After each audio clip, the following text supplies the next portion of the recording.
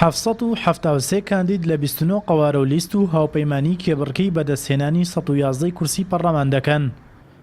کۆمیسیۆن پرۆسەی وردەکاری بۆ کاندیدان تەواو کرد و ناوەکانیش ئاراستەی دەستەی نەزاهە و وەزارەتی ناوخۆ دەکرێن.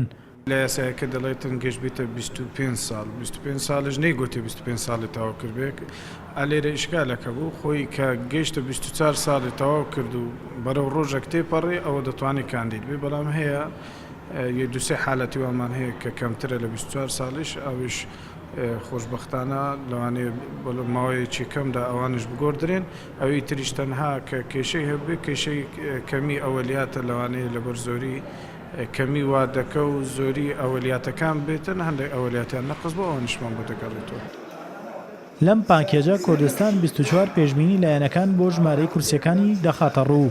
پارتی دیموکراتی کوردستان 100 کاندیدی هەیە و پێشبینیەکانی دەخاتە ڕوو دەڵێت کار دەکەین بۆ بەدەستهێنانی 42 کورسی بەپێی کورسەکانی خولی چوارەم بێت 4 کورسی زیاد دەکات.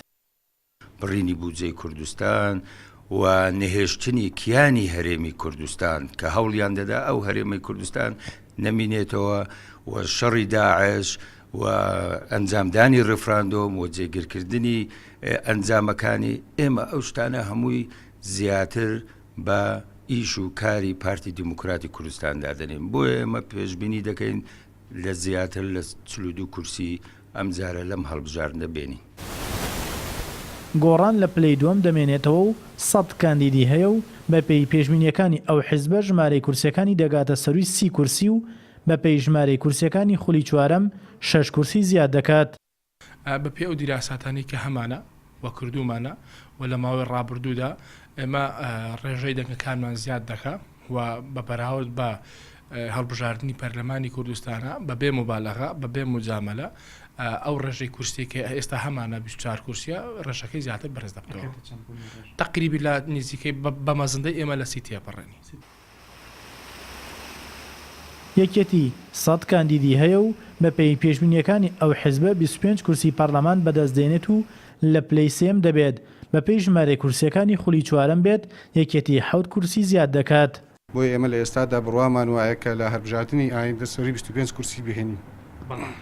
ئەو 25 کورسە بە چه بەرنامەیە کاری بۆ دەکەن؟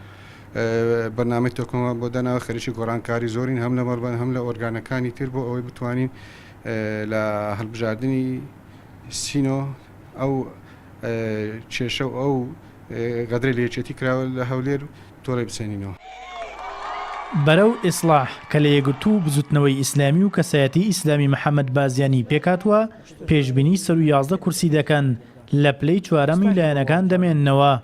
طبعا ئێمە بەپێی ئەو ئیستطلاعی و بەپێی ئەو ڕێیانەی کەوە وەرماگرتووە لە بەلایانی خۆمان لە سنوورەکان لە شار و شارۆچکەکان متەفائیلین بەوەی کە ئێمە ڕێژەی دەنگەکانمان وەکو لیستی بەرەو ئیسلاح بەرز ببێتەوە و بتوانین ئینشاءالله ئەو ڕێژەیە کە لە ڕابردووە بووە کە 11 کورسیە زیاتر لەم ڕێژەیە بەدەست بێنین و متەفائیلی شێت.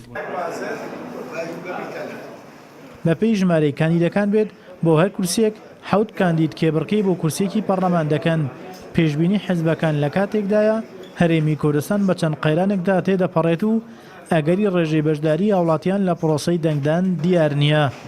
وەشمە ساڵق کوردستان 24 هەولێر.